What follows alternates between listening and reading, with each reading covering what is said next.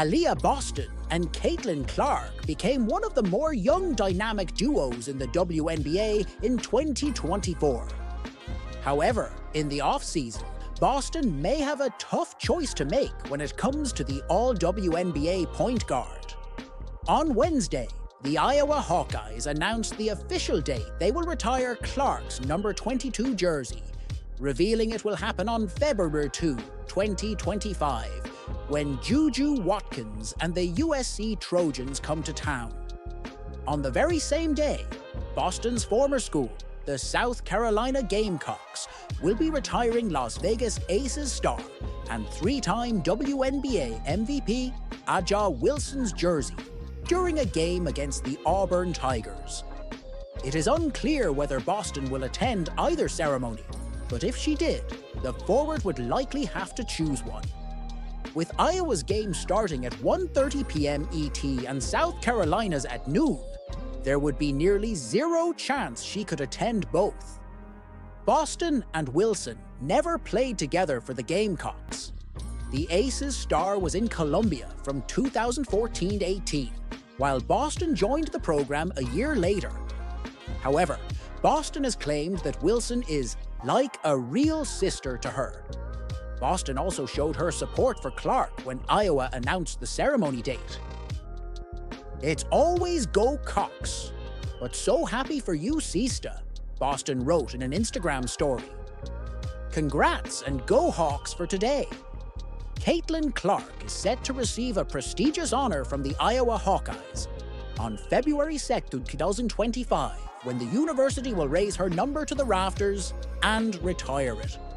The occasion will certainly be a memorable one for all those in attendance, as well as Clark, who averaged 31.6 points, 7.4 rebounds, and 8.9 assists per game in her senior season with the team.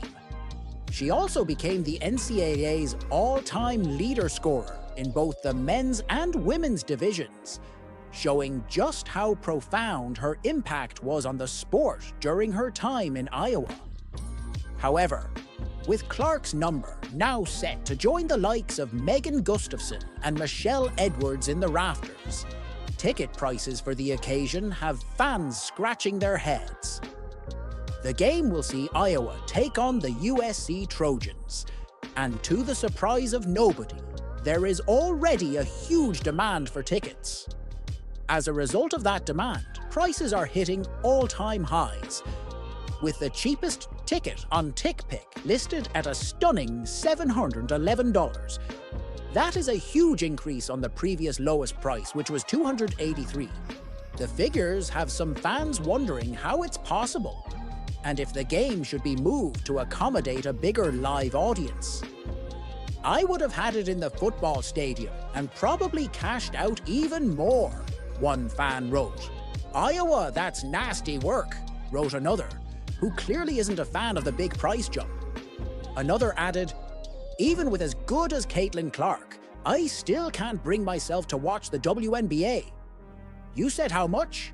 wrote another, and another added, $701. The increase in price isn't all that surprising, considering that tickets for Clark's last home game went for $358 in the standing room and $450 for regular seats. The Indiana Fever have made it no secret that their top priority in free agency is two-time All-Star Kelsey Mitchell. The 29-year-old guard has played all 7 seasons of her career in Indiana, but the team is currently in danger of losing her now that she's set to become an unrestricted free agent this offseason. Mitchell has already indicated her desire to remain with the Fever, but she has refused to close the door on a potential free agency exit. Another player who Indiana could part ways with is veteran guard Erica Wheeler. The former All-Star is also going to be an unrestricted free agent once the window opens Jan 21, which is why Fever fans have been wanting to know if the rumors about her potential exit are true.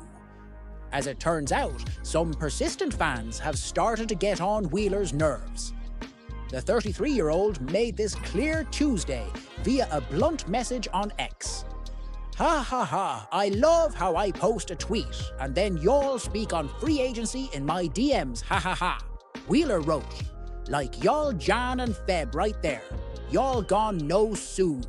At this point, it is clear that Wheeler, who is playing for Nasibe Aydın GSK of the Turkish Super League during the WNBA offseason, is not ready to commit her future with the Fever just yet.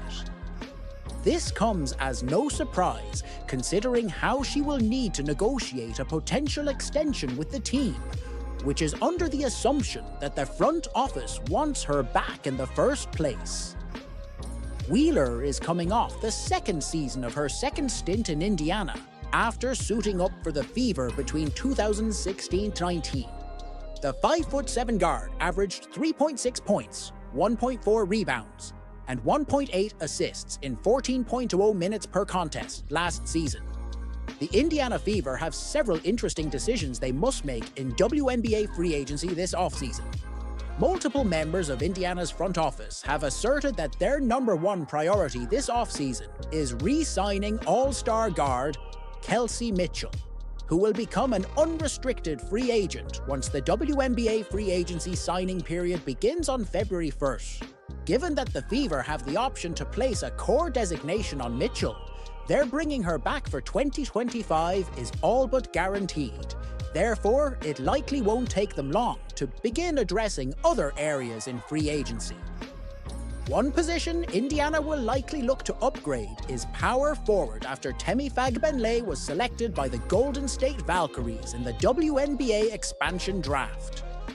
The only other unrestricted free agent the Fever will need to figure out whether to pursue is veteran guard Erica Wheeler, who has been in the WNBA since 2015 and undergone 2 separate stints with Indiana, including the past 2 seasons.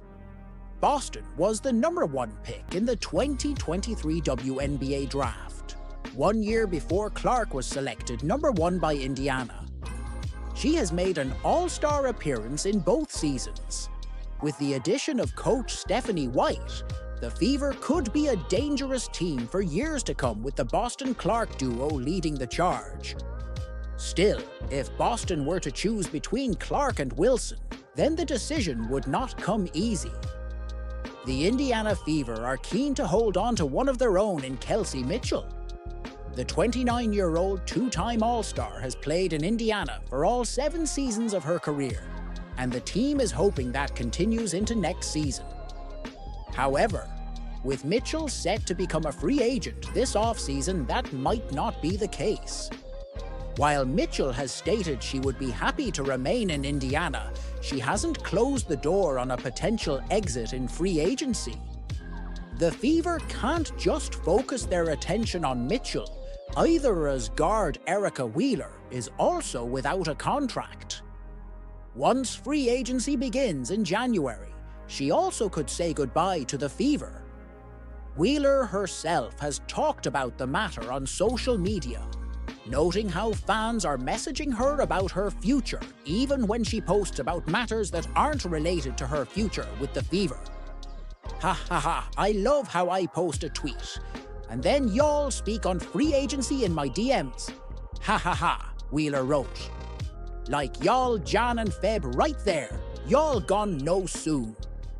Let me be lol dang, can I be present in Turkey hooping? Ain't no W conversations going on right now, just no wnba on a roster. I have been following the rise of WNBA star Caitlin Clark. Since her Iowa University days, I am a hoops man myself, and I've seen so many flashes in the pan, but I knew there was something different, something solid about Clark from the get-go.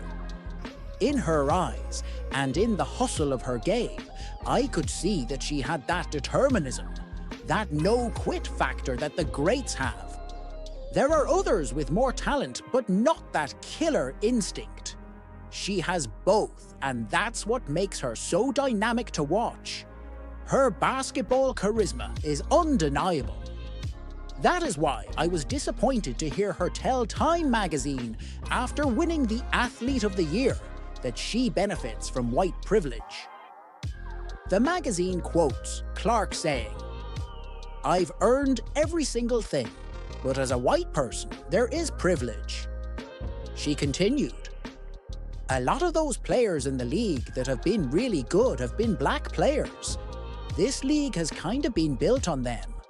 The more we can appreciate that, talk about that, and then continue to have brands and companies invest in those players that have made this league incredible, I think it's very important." There is no doubt that Clark is sincere here.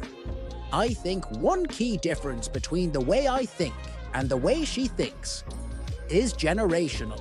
I have faced more than my share of racism, but I never allowed it to play a role in my identity, in my development. When someone called me a name, that was all them and nothing of me. I took this same attitude to the basketball court where it was win or get off.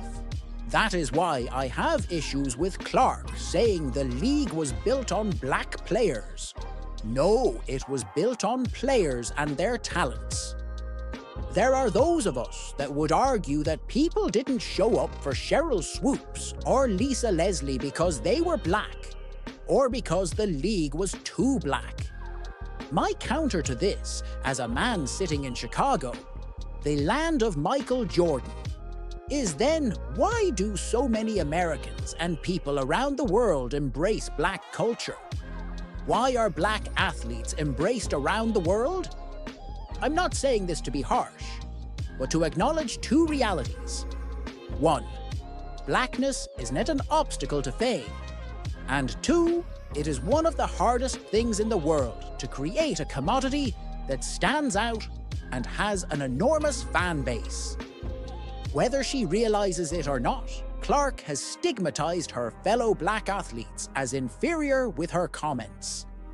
She now wants to help elevate black women. That's going to be a beautiful thing.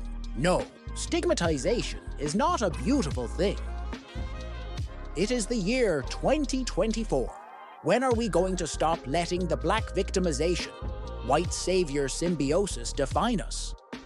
Did music superstars James Brown or Aretha Franklin, people who suffered true oppression, get saved by whiteness? No, they took their own fate into their hands and found a way. All of this race talk began largely with the media and pundits. Many of them said a variation of what Jamila Hill said: "We would all be very naive if we didn't say race," and her sexuality played a role in her popularity.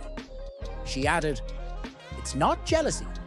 It's just the fact that in our society, black women are often erased from the picture." Nobody is erasing black women. In fact, it was blacks in the WNBA who decided to give Clark more than a rough welcome. All that did was create more controversy and more eyeballs. We've been through all this before. I remember a reporter asking Red Auerbach, the legendary Celtics owner, if Larry Bird was the new Great White Hope. Auerbach looked at his cigar and then said, "No, Great Hope."